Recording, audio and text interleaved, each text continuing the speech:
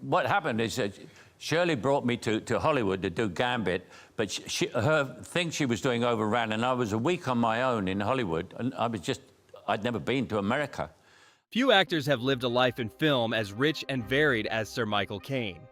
Born Maurice Micklewhite in London's working-class Elephant and Castle, he rose from humble beginnings to become one of Britain's most beloved screen icons. Over more than 70 years, he has worked with legends from John Huston and David Lean to Christopher Nolan, spanning the golden age of Hollywood to the modern blockbuster era.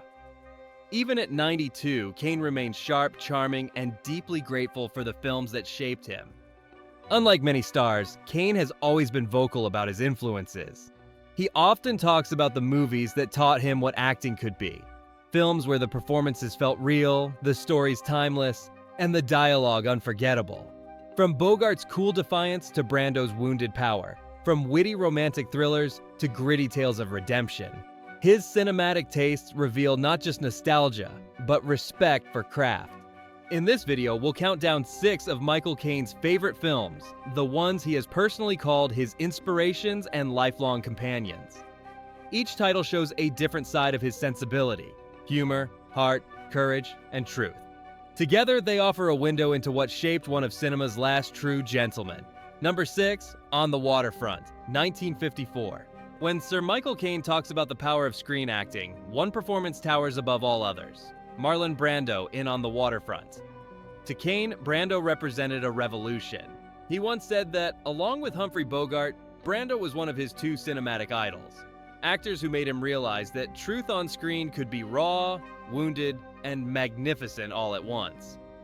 Those were the 2, he explained. I thought Marlon was fabulous. Caine has recommended On the Waterfront whenever asked which films everyone should see, describing it as the perfect example of a story that blends conscience with craft.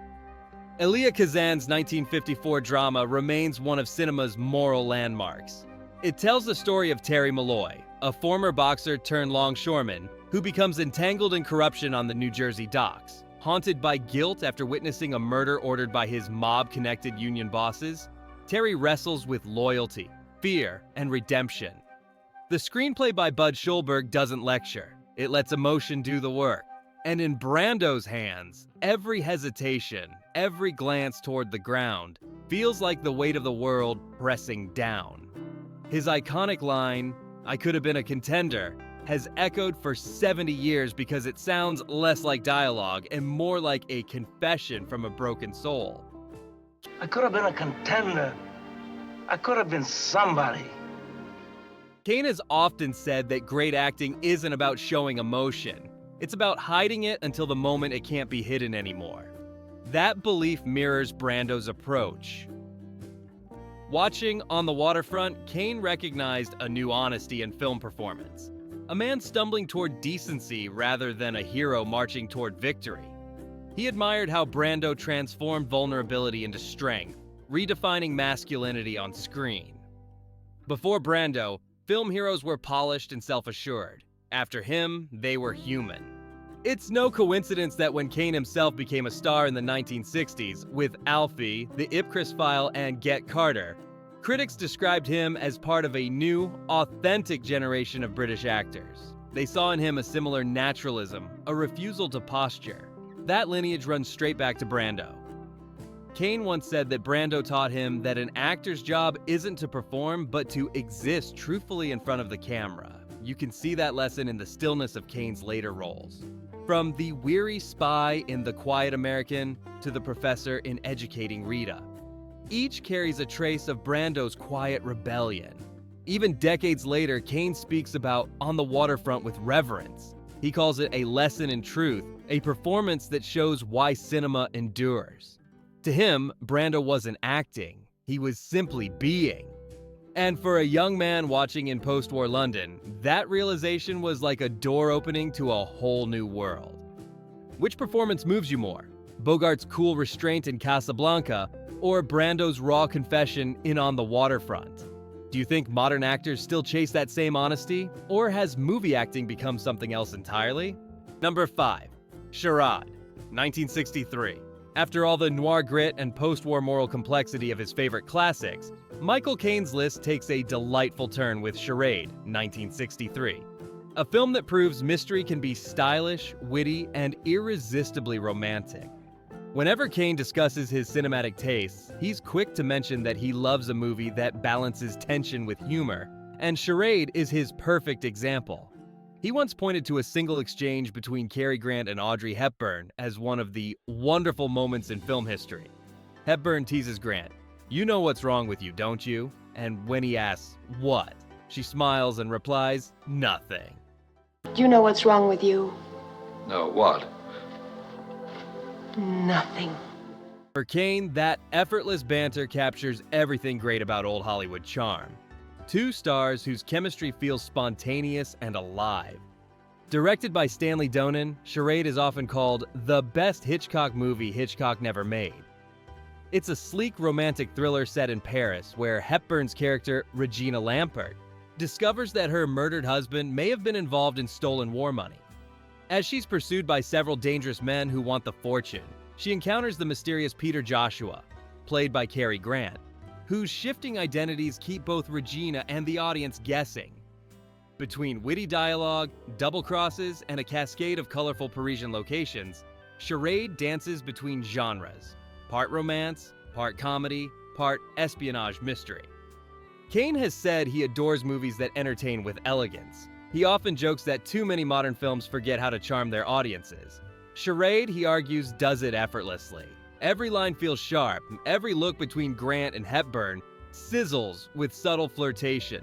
It's the kind of film where suspense and seduction walk hand in hand. For Caine, who came of age watching debonair leading men like Grant and Bogart, Charade represented an ideal. A reminder that sophistication could coexist with playfulness. What impressed Caine most, though, was the discipline behind the style. In interviews, he has praised Grant as a master of control, an actor who could be funny, romantic, and heroic without ever seeming to try. Grant made every gesture appear natural, effortless, Caine once called it, and that effortlessness, he believes, is one of the hardest things to achieve on camera. As for Hepburn, he admired her grace and intelligence. Her presence, he said, illuminated every scene she was in. The combination of Grant's wit and Hepburn's warmth was, in his view, lightning in a bottle. The movie's tone also appealed to Caine's instincts as a performer. In his own career, especially in films like Alfie, The Italian Job, and later Educating Rita, he would balance seriousness with humor, drama with levity. He once explained that audiences connect most deeply when they can laugh and worry at the same time. Charade embodies that philosophy perfectly. Its moments of danger never extinguish the spark of laughter. Even its most suspenseful chases unfold with a twinkle of amusement. What draws you most to Charade? Its mystery, its romance, or its playful humor? Do you think any modern actors could recreate the chemistry of Cary Grant and Audrey Hepburn today? Or is that kind of magic gone for good? Number 4. The Third Man, 1949. For Michael Caine, The Third Man represents everything he loves about post-war cinema. Moral tension, elegant writing, an atmosphere so thick you can almost feel it. He's praised the film in several interviews, calling it a Carol Reed spy movie, and frequently citing Orson Welles' unforgettable performance as one of the reasons it makes his all-time list. The line that sticks with him, and with most cinephiles, is Harry Lime's cynical cuckoo clock monologue in which Welles contrasts the violent history of Italy under the Borgias with Switzerland's peace and chocolate. They had 500 years of democracy and peace, and what did that produce? The cuckoo clock. So long, Howard. Caine once said that speech alone was enough to make The Third Man a masterpiece. It captured what he believes great dialogue should do, reveal a character's soul while changing how we see the world. Set in a divided, bomb-scarred Vienna, the film follows pulp novelist Holly Martins, Joseph Cotton, who arrives in the city to visit his old friend Harry Lime, only to find that Lime has supposedly died in a mysterious accident. As Martins digs deeper, he discovers that Harry is very much alive and running a dangerous black market penicillin racket that's causing innocent children to die. The story unfolds through crooked streets and flickering lamplight, underscored by Anton Karas' haunting zither music. Director Carol Reed and cinematographer Robert Krasker turned post-war ruins into a playground of deceit and illusion. Shadows stretching longer than consciences, staircases that spiral toward betrayal. For Caine, The Third Man was an education in tone. He has often said that a movie's mood is its most powerful tool, the invisible ingredient that makes us believe in its world. Reed's tilted camera angles, disorienting compositions, and patient editing fascinated him. Everything felt deliberate yet spontaneous, like life unfolding in chiaroscuro. As a young actor watching The Third Man in London cinemas, Caine studied how Cotton's bewildered innocence played off Wells's seductive menace. It showed him that the line between good and evil isn't straight. It's blurred, charming, and sometimes smiling at you from the shadows. Caine has also praised Orson Welles for redefining screen presence. Welles barely appears in the film, less than 15 minutes of screen time, yet his aura dominates it. When Harry Lime finally emerges from a dark doorway, half-lit and grinning, the moment feels electric. To Caine, that was a revelation, that one scene, one expression could transform a movie. It's something he would carry into his own career, knowing that restraint can make a performance even more powerful. When asked what keeps him returning to The Third Man, Caine points to its craftsmanship. "Every shot is perfect," he once remarked, and that's not an accident. It's a film that never wastes a moment, never shows too much, and never underestimates its audience. Principles that guided his entire career. What do you think makes The Third Man timeless? Its story, its visuals, or its unforgettable performances? And if you could ask Harry Lime one question after that cuckoo clock speech, what would it be? Number 3, Casablanca, 1942. When Michael Caine is asked for his favorite film of all time, he doesn't hesitate. Casablanca. "That was Humphrey Bogart," he told Esquire, "and it's my favorite film of all time." For Caine, the movie is more than a classic.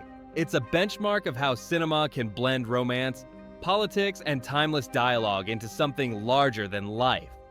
He often praises Casablanca's script, saying he loves it because it's full of dialogue, the kind that actors dream of speaking. Rhythmic, clever, and sincere all at once. It's a film that proved to him that movies could be both entertaining and profound, stylish yet humane. Directed by Michael Curtiz and released in 1942, Casablanca is set in the Moroccan city during World War II, a crossroads for refugees fleeing Nazi-occupied Europe. Rick Blaine, the jaded American bar owner played by Bogart, runs the cafe Rick's Café Américain, a place where exiles, spies, and lovers collide. Everything changes when his old flame Ilsa Lund, Ingrid Bergman, walks in with her husband, resistance leader Victor Laszlo. Their reunion reopens old wounds and tests Rick's buried sense of honor. The film builds toward its unforgettable finale at the fog-drenched airport, where Rick sacrifices his happiness for a greater good, sending Ilsa away with the line, "We'll always have Paris." We'll always have Paris. We didn't have, we lost it until you came to Casablanca. We got it back last night. Caine has said that Bogart embodied the kind of man he wanted to be on screen. Cool, restrained, and deeply human beneath the tough exterior. "Bogart was my acting idol," he explained. "The one who taught me that emotion doesn't have to shout." Watching Casablanca as a young man in London, Caine was struck by Bogart's ability to make understatement feel heroic. Every time Bogart lowers his eyes or hides a feeling behind a cigarette, you sense volumes unspoken. For an actor who would later make his name with dry wit and quiet confidence, it was the perfect lesson: charisma through control. Caine's connection to Casablanca runs even deeper. His very stage name was inspired by Bogart's The Caine Mutiny, chosen when the young Maurice Micklewhite spotted the film title on a Leicester Square marquee and thought Michael Caine had the right ring. In a way, Casablanca and Bogart didn't just influence his taste, they shaped his identity. What also draws Caine to Casablanca is its moral clarity. Beneath the romance lies a story about sacrifice, about doing the right thing when it costs you everything.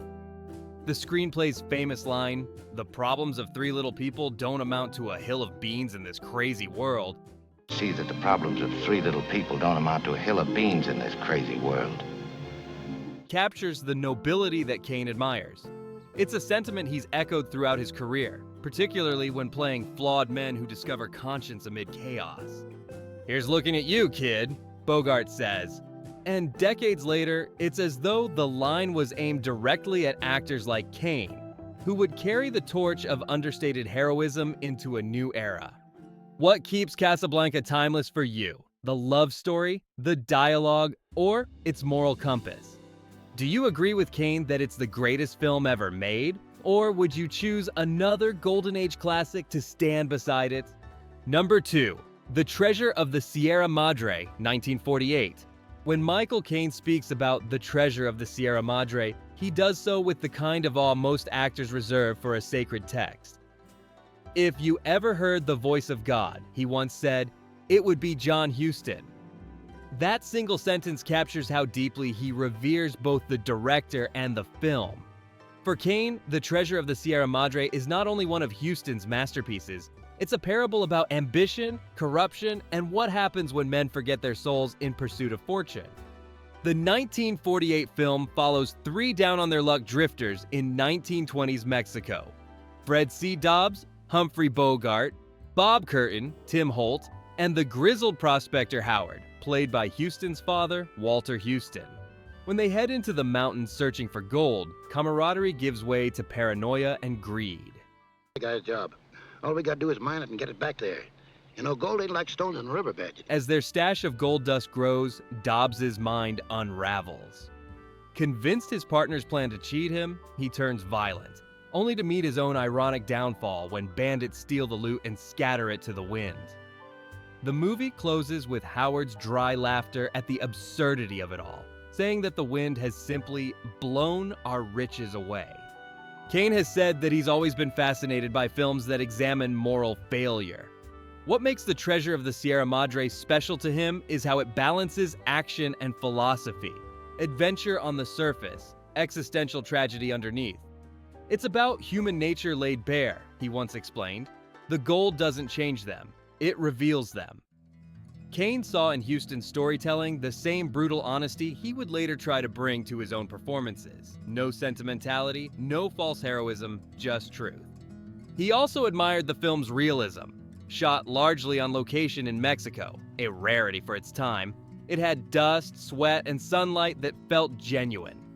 For Caine, who spent his early career in gritty British dramas, Huston's decision to ground the story in real landscapes proved that authenticity could be more powerful than spectacle. "You can smell the heat," Caine said in one interview. "You can feel the desperation." Bogart's performance as Dobbs, in particular, left a lasting impression. Caine, who often cites Bogart as his acting idol, marveled at how he portrayed a man unraveling without ever overplaying it. There's a moment, he noted, when Dobbs stares at his gold and mutters to himself. You can see madness creeping in frame by frame. For Caine, that was acting stripped of vanity, a masterclass in controlled chaos. Huston's moral vision also resonated with Caine's worldview. Decades later, when Caine starred in films like Get Carter and The Quiet American, he would often play men wrestling with conscience, characters shaped by greed, loyalty, and disillusionment. He credited Huston's storytelling for teaching him that audiences crave complexity. "No one in The Treasure of the Sierra Madre is purely good or bad," he once observed. "They're just people under pressure, and that's what makes it so real." What do you think the goal represents? Wealth, temptation, or simply human weakness? If you found yourself in the desert with a fortune at your feet, do you think you'd fare any better than Dobbs? Number 1. The Maltese Falcon, 1941. For Michael Caine, The Maltese Falcon was the spark, the movie that made him realize what cinema could be. He saw it as a young man in post-war London and later said, "It was the first time I'd ever seen what they call a film noir." That discovery would change how he thought about acting forever. Until then, he'd mostly seen light British dramas and romantic pictures. But John Huston's film struck him like lightning. A world of shadows, cigarettes, and moral grayness where every glance mattered. "That's when I learned movies could talk in darkness," he once said. The story, based on Dashiell Hammett's novel, follows private detective Sam Spade, Humphrey Bogart, as he becomes entangled with a gallery of liars and killers searching for a jewel-encrusted statuette, the mysterious Maltese Falcon.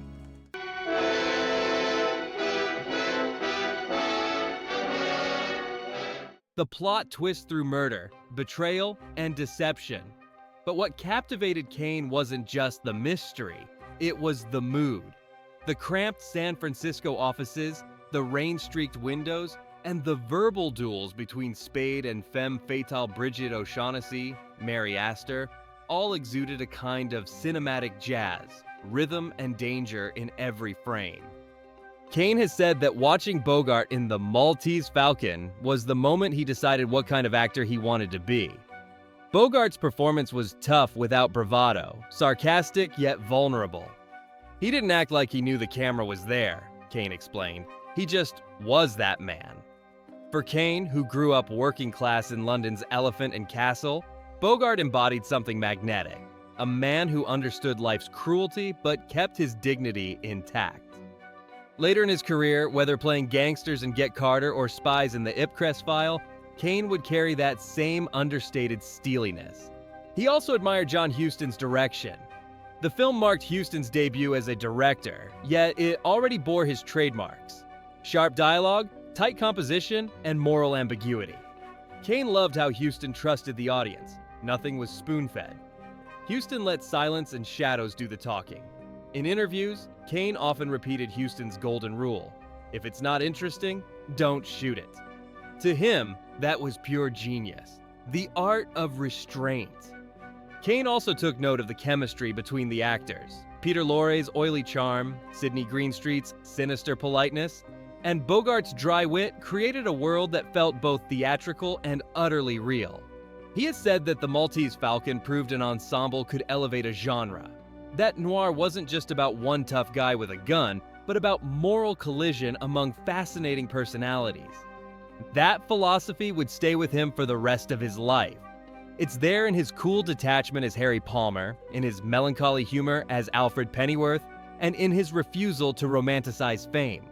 The Maltese Falcon didn't just make him a movie lover, it gave him his artistic DNA. What do you think makes The Maltese Falcon so influential even today? Do you agree with Caine that this was the true birth of film noir, or do you think another classic deserves that title? Michael Caine's list of favorite films reads like a love letter to classic cinema. The stories, performances, and filmmakers that shaped him from a London movie mad boy into one of the most enduring actors of all time. Each title on his list represents a different lesson in artistry and humanity. From The Maltese Falcon, he learned the power of understatement. From The Treasure of the Sierra Madre, the moral dangers of ambition. From Casablanca, the beauty of self-sacrifice. These weren't just movies to him. They were roadmaps for living and acting. So, as we close this deep dive into Sir Michael Caine's 6 favorite films, ask yourself, which of these movies speaks to you the most? Do you find yourself drawn to Bogart's cool resilience, Brando's raw emotion, or Huston's moral complexity? Share your thoughts in the comments below, and don't forget to subscribe for more explorations into the minds of Hollywood's greatest storytellers. After all, as Caine himself might say, the learning never stops, not even after 7 decades on screen.